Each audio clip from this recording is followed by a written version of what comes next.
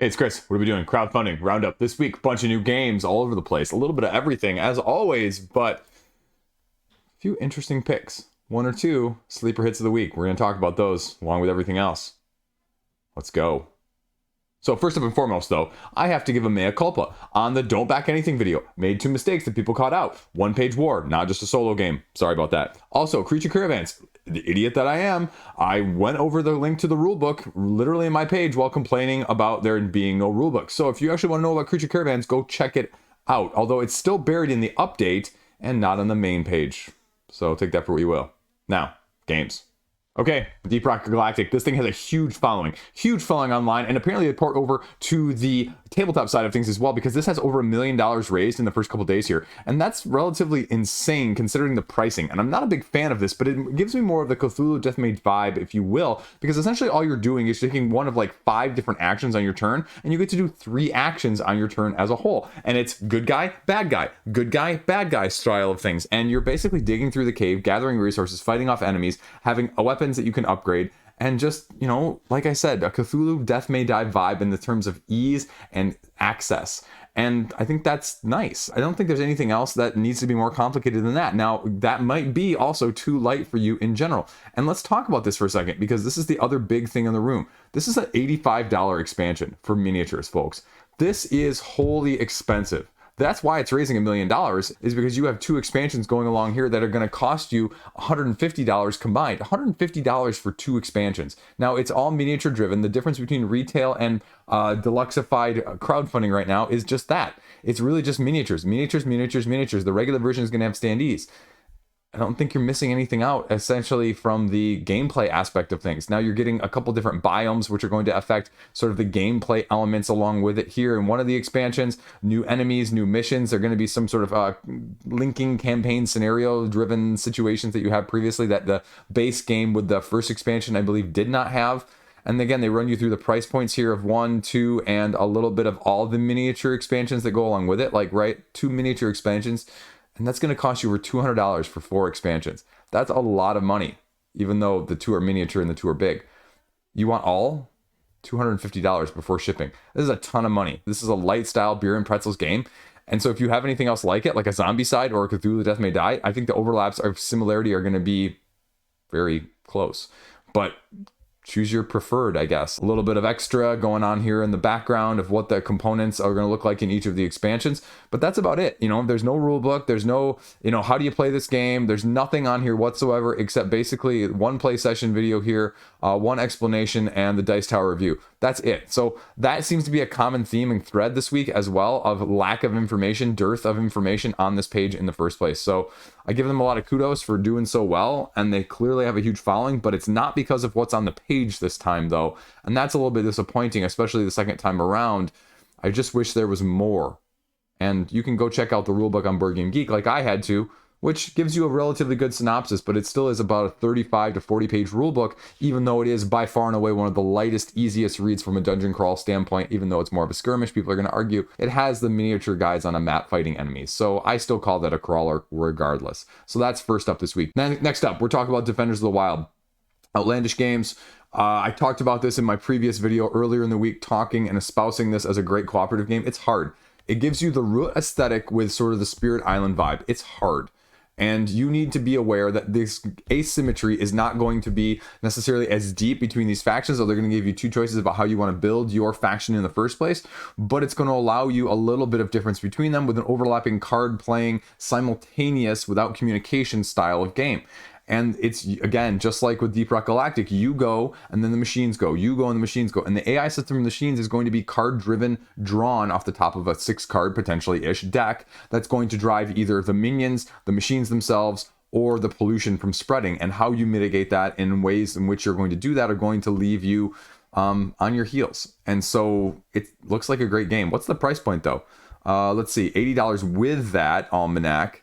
Almanac itself is $40, $44. I mean, I'd say that's probably, it's probably pretty close. It's going to make you go, can I get this cheaper at retail? Maybe, maybe not. And I think this is a great cooperative game. It fits a niche. It's going to be more complex than a few things along the lines of your loops or pandemics. It's not going to be nearly as complex as your Spirit Islands, but it's going to give you the Spirit Island vibe for people that don't want to necessarily get into Spirit Island. Like, this fits my wife and I much better than Spirit Island does. And don't get me wrong, Spirit Island, one of my, if not my favorite game of all time, but she hates it. She hates the complexity. She hates that amount of forwardness in terms of the thinking, because it's different. It's a completely different game. And if you haven't played it, it doesn't play like anything else, and you may just not like it. And I like this and everything it's giving you, including the asymmetric board that's going to be hex-based that you can just sort of mix and match every single time as well. Win, well, don't lose two of your characters of the same color type, because when you get knocked out, you have to discard a card permanently from your deck or your hand, and they're all color-coded to each of the factions. And if you ever have, between all of the players, two of the same faction knocked out, you lose. Or if all of these factories get out, you lose. But this is the other aspect of things that makes it really difficult, is you're going to be slowly spreading your camps out across these boards on your own colored tiles. You have to have all of your camps out, not just you, everybody, and you can go basically between like 4 and like 6 or 7 camps. I can't remember off the top of my head. It's not in front of me right now. But then you also have to have all of these factories rewilded. Essentially, what that means is you need to go over there, knock out the defenses, do an action on them to flip them over to the other side, and you have to have all of them done. So that's everything you need to know. This is just a great game. Look at that right there. Boom. Check it out if you want. A few stretch goals, but it's going to be a close either way. I can't say it's a great price. It's probably fairly priced to get it on crowdfunding, because I don't think Outlandish Games' stuff really ends up at retail either, for the most part. Black by Black, the previous one, I don't think that really got wide retail whatsoever either. So that's why it's a great game. Is it for you though? That's what you need to know, so check it out. Shivers Expansions. I have a mixed feeling about this one too. Very expensive, scenario-driven, escape room style puzzle with a GM. Yeah, that's what they're going for here. And the thing you need to know is if you want to play these 3 expansions, you actually have to have the expansions 1 and 2 from the first base game time around as well. And so not only do you have to get the base game, you have to get the 2 other expansions to order to play the additional expansions, which is really kind of weird as a board game player. Can you imagine if Pandemic, with their 2 or 3 expansions from like whatever the base game is, they said, okay, now here's the 4th expansion, but you have to have 1 and 2. Like, that just doesn't sit well with me from that side of things. And especially because it's a scenario-driven story mode, essentially. And yeah, you've got your standees, and yeah, you're paying for the clever gimmick of the stand-up stuff, but it's a puzzle room game dressed up very, very, very deluxified. Do you like that? Again, there's no spoilers in here. They can't really go through what it is or what it isn't, but you're going to get, hours and hours and hours of stuff. It's just how replayable is it? And they kind of say it is replayable because there's going to be a piece in there that you can stick in that sort of changes the clues and changes some of the dynamics within the scenario. But they also say in the FAQ, like, yeah, you might just want to move on playing it with the same group a second time around as well. It's probably not going to give you the same result. 3 new expansions for $85. Again, compared to the other expansions we just talked about for Deep Rock Galactic, I mean, right? 1 versus 3, you can do the math there, though. It's replayable versus not replayable. How do you care? Do you care? I don't know. Again, I could not a big escape room person whatsoever, so this one doesn't hit home with me at all. But I mean, you're adding extra characters. The characters are slightly asymmetric, but it's GM heavy driven with die rolling as well for skill checks. So you're going around and Scooby-Dooing, essentially. Take that for what you will. Helpful videos down here, but again, there's a little bit on the page, but not nearly as much as if you really want to know how the dynamics play. You're going to have to go check out some of the reviews, the videos, or Board Game Geek in general.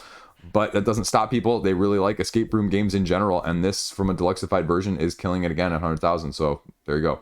Speaking of the line of things, Forage, actually, from Side Room Games, from the other, this is the other trilogy of games for them. 18 cards played through a 9-card system at a time of essentially overlapping tableau grid. And what you're going to be doing is the more you can overlap with similarities, the more dice you can get in terms of the higher counts. You're going to be making recipes that are asymmetric that you're going to be turning up at the beginning in order to, see if you can outdo yourself previously. But that's it. It's going to be $15 plus $5 shipping in North America. You're getting the dice and you're getting the 18 cards to go along with it. So does that appeal to you? Check it out. I mean, this is mainly a solo game. Are you a solo gamer? I mean, I think it looks solid. You can get the collector's box of Orchard and Grove to go along with it to complete the trilogy if you're so choosing. But is it going to change you as a not solo person into a solo person? That's the big thing, right? This looks like a great game if you're a solo person. Dustin, the other game I did from them, a Mechanical Beast. So if you remember that one was also kind of cool. And that's it on the page, though. That's all you need to know. They give you a little bit of sample overview, sample gameplay, and it's all there. Everything short and sweet. Next up, Hello Kitty. Yeah, we're talking about Hello Kitty. Hello Kitty has a board game. And essentially what you're doing is you're moving, and then any space you jump on, you get an icon, which allows you to set collect based on the objectives that you either have previously or that you have as endgame scoring conditions, and rinse and repeat until all the tiles are moved. That's it. That's literally all it is. They give you a couple GIFs here that represent it right there.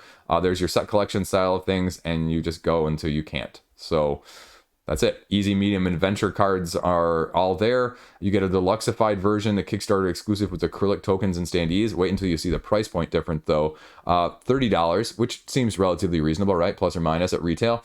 $60. That's a huge jump for acrylics. So that's the reason you're getting it, though, and that's why almost 1,000 people are getting that, and only 100 people are getting this, because the people that want the retail are going to go get it at retail for slightly less, and the people that are going to go acrylics are going all in Maestro Media, because this is also the company that did The Binding of Isaac as well. So we're seeing more IPs from them right down here, as well as Sally Face. So take that for what you will. A few stretch goals, and that's everything you need to know about this one as well. We're killing these, steaming through it. Let's go. Now, we have an interesting trio of games coming up next year, one of which I've already done a video on, and one of which is actually completely under the radar, but you need to check it out as well. First up is Monasterium. This is a heavier dice worker placement style game in the setting of your little bit heavier Euros overall. Now, I did the deluxeified version. I'll have a video coming out a little bit later this week, or beginning of next week, actually, at this point. And what you need to know, I mean, this is like a 2020 game that never really kind of made it over to North America. Now they're putting out a deluxeified version. And essentially what you're doing is you have these monks on your player board, and you're going to be slowly using your worker placement dice aspects to take them off of the board, put them onto the main board based on where your little messenger is along the path. And I think the path part is really kind of cool. Where it kind of has some trouble is that it's a little bit convoluted in terms of trying to do the scoring, especially at the end, because you're going to be scoring from one side of the board over here, as well as scoring as you're doing intermittently along the way. And it kind of works as well, but the question you have to ask yourself is, well, do you need the deluxeifications on a Euro side of things? Because again, this one hasn't gotten wide import in the first place, and it was one of those that got absolutely no fanfare of launching right now. So I think it's kind of flown under the radar because it also hasn't gained any momentum, which puts it way down on the Kickstarter tracking list right now. Material upgrades, sticker set, again, to go along with this. Double layered player board is kind of nice. And then the how do you play? Well, you're taking these dice, you're rolling them simultaneously, and then you have to actually select them and bring them back and forth depending on what number they are based into the section that corresponds to them, which all correspond to actions. Then you can take a grouping of them off of it on your turn after all of them are laid out there in order to then play them on your selected number on your board. But you're going to be slowly unlocking more options or actions under that number as you progress through the game. And those are going to be progressed by slowly putting your monks out on the board in like 4 different areas of the monastery. In the first place, the chapel, the cloister, as well as the outer area, which is divided up into 3 areas actually, so maybe 3 or 5 depending on whether or not you want to count that. And you're going to be fulfilling missions along the way. You're going to be building this window as you can collect pieces as you have people in the chapel, but you can only place monks in the area where your messenger is along that route. You're also going to be slowly using that to get more dice as it goes back and forth. So that's what you kind of need to know. And again, I'm surprised it hasn't gotten really any notice, to be frank. $60 for the base game, though, it's expensive. The deluxe version here is $90. Again, probably what you're used to from a deluxe Euro side of things. It's a solid game. It's not going to be for everybody. There are some pros, there are some cons. I'll talk about it a little bit more in depth, but I'm a little surprised to see it just kind of, I think, falling between cracks right now more than anything else. But that's why we talk about it as well. So next up, this is the sleeper pick of the week as well, Diatoms.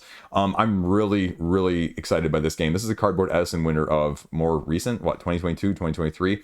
And what you're doing here essentially is it's a tile laying Calico Azul combination, because you've got your own personal board that you're going to be laying shapes in, but the shapes that you get and the shapes that you get color-wise are based on the larger pieces here, the water tiles that you're putting out, because anytime you create a combination of 3 tiles, in the center of those 3 tiles, you have 6 pieces of the hexagon that are going to be adjacent. And how those are arranged, but also how many of each of them there are will determine the shape. And then you can put that shape anywhere on your own player board, and you're going to have sort of point buffet, point salad, if you will. That's my new phrase, point buffet. Much better than point salad. It encompasses it much better, but it doesn't sound as nice rolling off the tongue. But that's what you're going to be doing essentially at the end game scoring, and you're going to have three main ways of scoring in the first place, based on asymmetry, based on numerology, and also color coordination. But then you're also going to have a guest judge, which is going to spice it up in the fourth way of scoring if you want to play more of an advanced mode. I think this game looks absolutely fantastic. This is one of the most mechanically solid games I've seen in a long time. There's a reason this won an award, folks. I'll put that out there right now. The only question is, do you get it on crowdfunding? Because it's going to cost you $45. So does it get wide retail? You get it less. If it doesn't get wide retail though, you're going to have to pay more. And so that'd be the thing you need to know. Solo variant, there you go. You can check that out if you want. But this is an absolutely solid game, and I think you need to give it a look-see if you're looking for something that combines those elements that I mentioned already. And I give it a lot of credit because I didn't know this one was coming to crowdfunding either, but boom. Check this one out. Seriously. Another one, I talked about this one as my 3 indie games to know the other week. Gempire, Zarumunds Demands. A lot of people didn't watch that video, but it's got 50% funded as well. And this is the 2023 Ion Game Design winner, because this is also a point buffet game. And you need to know it. Like, they've got the approval of Dice Tower. This is not just me espouting it right now. Essentially what you've got going on here is you've got a blind auction bidding system in order to gather resources, but those resources are going to be used to gain a point-based tableau system that you're going to slowly layer out in one of 3 different colors, and those colors have to line up next to each other. But if they don't line up next to each other, then you can't place them anymore on that tableau. But you can build a second level, and you can get a various action smorgasbord of scientific progresses and asymmetric abilities, if you will, if you're progressing up that resource track in addition. And then you're also going to have every 10 resources you gather based off of that card tableau system, benefits that are going to reduce the effect or the cost in order to achieve end game scoring. A lot. Go check out my video. I'll throw it in the comment section or the link up above here. But you really need to give this one a look-see if you like that sort of combination of things, because it's doing things that you've seen before, but it's doing things in a slightly different manner as a whole. And so I give them a lot of kudos, and I really hope that this one funds as well, because this one deserves more of a wide printing in addition. Why are you getting it? You know, again, is it something that you really need? The deluxifications were okay. I wasn't overly impressed by the deluxifications. I think they were all necessary, but you're doing the dry erase bidding, which is kind of nice as well, because that's going to be the biggest make it or break it for everyone. Because essentially what you're doing at the beginning of the game is you roll dice, and you either choose to take the resources or you choose to blind bid on the cards themselves that are going to be part of your card tableau system. And if you get outbid, you just kind of get SOL. You know, you get like to save a little bit of your money, but everyone else just gets the cards instead. So you can have turns that are essentially a little bit less to your liking. Struggle stretch goals there. Again, speaking of indie games, both of these are indie games. So check this one out as well. $65 for the standard pledge. It's going to be expensive. I mean, it's indie though. So which indie games, which indie designers do you do? Yeah, hands-on copy here. There you go, Gempire. Now, last sleeper hit peak of the week is Cretaceous Rails. I do not like the aesthetic of this one. I'll be frank with you. And I actually have Mea Cupla, because I think they reached out to me. Spielworks reached out to me. Alex did, I think, a while back. And I may have just forgotten to get back to him. I think I also looked at it and I said, this doesn't really appeal to me from an aesthetic side of things. Now, that aside, though, this looks like a very, very solid Euro-style game in a completely different manner, where you're basically building your little rails, picking up people and dinosaurs along the way in order to gather the most, victory points, essentially, by a unique action selection system where you have a 4x4 grid of unique actions that are going to be splayed out every single turn in that 4x4 grid, shuffled up and redone every single round. And what you do is you take one of your 4 workers and you place your workers actually on the lines between 2 of those points on this grid here. And then you take those 2 actions, and you just can't choose another line that somebody else has done. So you have a ton of actions right here, because you can see there's very little duplicates overall. And that's what you're going to be doing as you build your train, clear out the jungle, and slowly traverse, picking up passengers, dinosaurs, as well as matching passengers and dinosaurs, because they want to see the dinosaurs they want, right? Now, the issue again with this one is it's indie style, but it's looking fantastic from a mechanical standpoint, just like the previous 2. But the exclusives here are really going to be the make it or break it, because the exclusive price is going to be $109. And that's a ton of money, because essentially what you're paying for is you're paying for some of these exclusives like little painted miniature volcanoes, which, again, from the aesthetic that way, as well as the plastic dinosaur miniatures, like I wasn't a fan of it in Jurassic Park. I wasn't a fan of Simon doing the 80s style stuff. And I wasn't a fan of Dinosaur Island from Pandasaurus, was it? I'm not a fan of it here either. But I think if you can get past that, if you get the retail edition and you have, I just wish everything was wooden meeples like that, even the dinosaurs, that would be so much more appealing than the plastic, because I think the overhead increases from that side of things too. I could be wrong. I'm probably wrong. Don't listen to me on that side of things. But the gameplay, the action grind, worker placement style things on the side here looks absolutely fantastic. fantastic. And how you're doing Euro mechanism style as well as the asymmetric build of the board, hex-based in the first place, also looks very intriguing. How you're going to be route building along the way is also going to be very helpful, because you're not going to be actually able to necessarily cut people off sort of with a ticket to ride vibe, because each track is actually going to have two and you can't actually block both sides. So you're going to have to allow someone to go next to you as well. The tableau system, as I mentioned previously, you're going to be slowly building up, because the cards that you're going to be gathering in order to increase your tableau are actually going to be more powerful the higher up in the tableau that they are, but you have to build up, so you can't obviously have a level 3 without a level 2 without a level 1. Is that enough? I mean, it's deluxe, so that's where your mileage is going to vary. Can you risk getting it on the secondary market and the retail later on? Oh, the other stuff that I always go, do I like it on the retail side of things? Do I like it on the crowdfunding side of things? Do I need it all? Well, variable start and endgame scoring modules, I kind of like those. Not a big fan of 5th player expansions to go along with it, as well as the volcano miniatures.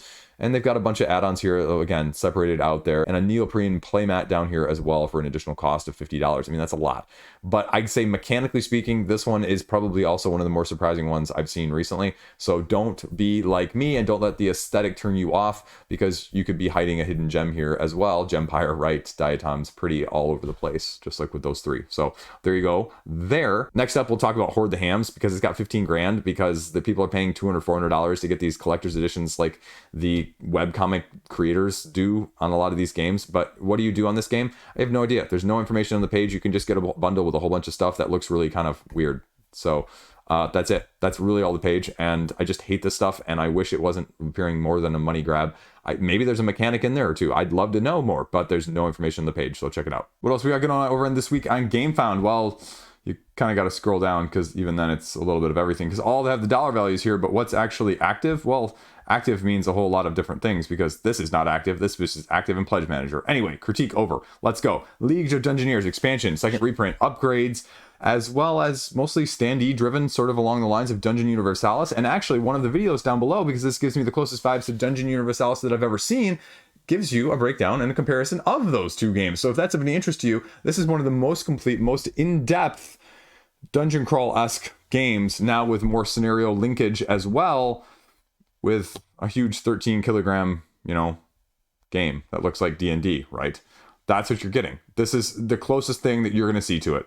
If you like this, yes, the overhead is going to be more extensive. Yes, it's going to be a little bit more minutia-wise with rules. But, I mean, people really seem to like it. The reviews are relatively good. They're just sparse coming, in terms of overall appeal. Because this in-depth of a dungeon crawl D&D thing just isn't going to have as wide of a mass market as a lot of the other stuff we're even talking about this week in terms of the indie games. And again, because it's indie style with all of these games this week, it's going to cost you a pretty penny. You're talking €80 right now to get the early bird. And that's just for the base game print. The expansion stuff to go with the Queen Pledge here is going to bring you up to €140. That's a lot of money for something like this. Again, this is a lifestyle game, so you just need to be aware of it. I like this. We're going to give you better mechanics as a stretch goal. Sorry, increased art budget. I mean that's true stuff though. I give them a lot of kudos for just being that. Now not as big a fan about the rule book being a PDF, being for €15, €15, but yeah, you're questing, you're exploring dungeons, you're upgrading your character, highly tactical combat with miniatures. No, just kidding. Actually, team standee, because that's why we need team standee, because standees are better. Standees are better. And they actually say, what did they say up there above? In the context of the text up there, it's miniature agnostic. You're increasing the threat, you're traveling the world. It's very much like Dungeon Universalis, just in different ways. And like it says here, it's very detailed. I wasn't kidding. Encumbrance, durability of weapons and armor, counting arrows. If that's not your thing, don't go for it. But if you want the closest thing to D&D, like I said, go for it. New expansion content, new classes, new monsters. There you go. Now, see, here you go. Here's the one that says, how does it compare to Dungeon Universalis? So there you go. That's everything you need to know on the page. I wish there was a little bit more actual breakdown of the mechanic, but this is one that probably is one of the few I'll give a pass to with how detailed and nitty gritty it is, because I think the rulebook is something like 60 pages in the first place. So check out the videos instead. Boom. You heard it here. Okay, so then next up, we'll talk about Aberration. $90,000, 3 times its funding goal. Awesome. But what are you doing actually? Well, not quite as clear. Hidden tower defense. Circular board, you're fending off stuff in the middle. And so what's going to be happening is a sort of a Sheol-esque shadows are emerging from the outlier after you take your actions in sort of a bag building, bag drawing action mechanism style of up to like, I don't know, 9 different actions depending on which tokens you draw, including a corruption token. And then after you go, the bad guys go. And there's going to be events, there's going to be new monsters spawning, there's going to be new shadows spawning. Because shadows might be bad, they might also be good, but until you get proxy to them, you're not going to know one way or the other. Did I just spring an ambush, or is that actually a traveling merchant that's going to help me out? So that's what you need to know, because you're going to be using your workers in terms of the bag building aspect, as well as the asymmetric abilities that are your actions, because you have 5 generic actions that are going to be similar across the board, and you have your 4 that are stat based, and you also going to have tokens that are going to be stat based, because the generic actions can be taken with any of the tokens, but the tokens of your specific abilities are going to have to be the right match for the action that you're taking. And I mean, it seems to be kind of cool. Deluxe edition, though, again, not a huge fan of the miniatures. I think this would look better with wooden pieces or standees. Again, not a huge, big plastic gray chunk guy, if you will. But they give you the hordes, they give you the great beasts, they give you a little bit of any expansion content of the breakdown of how you're going to be doing this with the different heroes and everything there. And the class boards, and like I said, the village centerpiece, which is deluxeified, the fortifying of your defense. How does any of that stuff work? I have no idea, because it's not even discussed. You're going to have to watch a video to get a sense of any of this stuff. The spells, the items, the abilities. You get a little bit of sense of the, zooming in on the pictures, but there's just even a brief designer diary over on Board Game Geek that actually gives you more of a breakdown of these mechanisms in the first place, because it seems to be the bling to just show the bling nowadays. What's the difference though? Well, it's the miniature box right here and slightly deluxe player bags. The problem is that price point difference when we get down here, right, is $149 to $79 difference. That's $70 difference for miniatures. That's a lot of money. Don't get me wrong, Spellcasters, I think I would be hoping is in the base game, but that's coming as a separate expansion. That's $100 worth of stuff, non-miniature edition for a game. That's an expensive, spicy meatball. And without any more content on the page, unless you really want a video junkie, one of the gameplay videos down here from Board Game Co., you're not going to get a good sense of what you're actually doing, because you have a few GIFs here that are kind of representative, but kind of not as well. You're attacking, you're fighting, you're using enemies, you're rolling dice as well in addition. There you go. That's it. A couple preview videos, one how to play. And that's okay, but I wish, again, there was a whole heck of a lot more on the page in the first place. They've apparently been responding to some of the comments and some of the concerns in the comment section already. Apparently, they even maybe reduced the price point from where it was at launch already as well. So awesome, I think. But, kind of a wait and see right now as well. It is a, cool tower defense looking game, but I want me a cool tower defense game, but I need to know more mechanistically. And this makes it a little hard to buy in if you're not reading or showing off some of the other elements without some video. So take that for free will, but cool looking. We'll see where it goes. Last up this week, we're going over to Gold Nugget. And this is sort of like a Chaosmos meets nature-themed game, if you will, because essentially there's one golden nugget hidden face down amongst of all the other stones. And you're going to be slowly having to gather, wheel, and deal, or even steal this golden nugget if somebody else gets it before you. But there's got an interesting sleep-wake cycle that you're going to be going through over several different days until the Great Raven reappears at the end, and you have to try and claim it at the very end via hidden-style grabbing, essentially. And so what you've got going on in this 2 to 5 player dynamic deduction game is you're going to be slowly gathering your leaf cards with your asymmetric animals that you get to select at the beginning of the game, and you're going to be utilizing those leaf cards as well as your action system to go along with it to gather in the stones, figure out which stones are which, as well as manipulate other people's stones in the first place. And you're going to be slowly also trying to fend off feathers, yes, feathers from the Great Raven, because if you ever accumulate 3 of those as a negative consequence, you have to return all of your nuggets, good, bad, or anything else, including the golden one, back to the center that become up for grabs. So that's what you're doing in a nutshell. And at the beginning of the phase, everybody gets to discard and redraw all the cards in your hand to give you more of those interesting action and mechanics in the first place, which can be really dynamic and game changing. But you're going to be having to deal with other events that are going to pop up along the way, as well as just the end game scoring when everybody gets to play one more card, close your eyes and grab. So there you go. That's the description of the game in a nutshell. Alternate win conditions if you want to play a little bit more asymmetric. A bunch of creatures. Art's fantastic. And this is the theme of the year, essentially, from that aspect. We've seen a lot more nature animal based in the first place.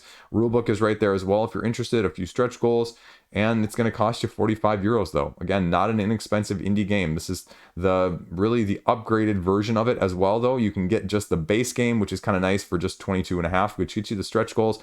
It just doesn't get you the mini expansions. So do you feel badly about that? Do you care about that? Do you care about that at all? What are the mini expansions? Hare and Tortoise, Spider, Hype Card, Skunk Mini, Sheep and Lizard. So yeah, there's a ton of content there actually. But the real question is, do you need all this stuff? You probably don't need the playmat, but it's going to cost you, more to get it all separately. So it's not a bad deal. It's just with the mention of these all being asymmetric, are they all going to be balanced as well from the animal side of things, right? Because these character powers, if you read them, they're kind of cool in the context of things. They all seem game breaking, but how much game breaking is one going to be over the other? That's it. It goes through the expansion content down here below. Shipping is going to be whatever it is. And that's the last one up this week. Gold Nugget. Check it out. So there you go. Roundup this week. A little bit shorter than I expected, but also indie hits everywhere. But indie hits are going to cost you deluxified, and they're going to cost you more monetarily. So if you feel like that, great, because, the gamble is that some of this stuff just won't be available at retail, and, so FOMO, if you will, from that standpoint. But one way or the other, do right by you. Don't back it because it looks good. Back it because it looks good and you can play it and it's going to, actually get played, right? Main key point there, get it played. At the time of this airing in the morning, I will be actually on a field trip with my child, my 9-year-old, because I'm not off too many days that he has field trips in the first place. And so I kind of got into it, not realizing what I was actually getting into in the first place. We are going to the movie theater and watching 2 45-minute documentaries. 2 45-minute documentaries. I told him to elbow me because I'm probably going to have trouble staying awake. You got to do what you got to do sometimes. And my middle one turned 8 this week, and the 3-year-old's a terror. So that's all we got going on. Oh yeah, we have a soccer game tonight as well. So it's on a Friday night soccer game. I guess it's better than Saturday in some ways, because then the Saturday's completely open, because we have 2 birthday parties this weekend as well. A niece, and as well as my kid's birthday, because we're celebrating it after, so more people could actually be there. So that's all I got. That's all I got. Again, talked about 3 of these games this week that I had, and there's another, I'm not just talking about these games. The other game that I talked about in the 3 indie game roundup with Gempire from this past week and a half, Regency's coming into crowdfunding next week. And Monasterium, again, filmed that video this past week, got to ship it to somebody else this week so somebody else can get hands-on. So that will be coming out this upcoming week, as well as maybe the October upcoming videos. Kind of thinking about doing October's, but also debating about doing the last quarter of the year as well. October, November, December, in terms of what else is coming from that side of things. Just filmed a bunch of reviews. Just filmed the review for Founders as well. So that video will be coming out soon in addition. Yeah. Got a whole bunch of other stuff in the mail the other day too. So my wife is like, things are spilling over again. You need to clear out the kitchen. And I'm like, crap. There's a big box. I got a 19-pound box review stuff. It's something massive. Maybe launching on crowdfunding before the end of the year. Maybe not. I can't really tell you anything else more about it right now. Still hoping to get my hands on a copy of Path of Destiny though from The Witcher and go on board. They didn't have any preview copies available at the time of me asking them previously, so maybe they're going to reach out to me and tell me that they got one available and they'll send it my way, because I will be getting a copy to talk about of Cascadero, the new Nizia tile laying game coming out from Bitewings next month. That is near the top of my list for that month as well, from October, as well as Keep the Heroes Out. Where's that? Oh, it got shuttled around because of the remix. So that one's getting a boss battling expansion too. So those are the 2 at the top of my list right now, I think. Oh yeah, Marvel Dice Throne X-Men 2. I'll also be doing a spoilers thoughts on that in addition shortly as well. Too many videos, not enough time. Should have had a video up yesterday, but was too lazy to do the thumbnail. It's the truth of things. That's the truth of things, folks. Anyway, that's all I got. Stay classy. As always, I'm sure you guys will let me know how I screwed up in the comment section. Every time. I get too glib. Get too caught up. That's all I got. Thanks for watching.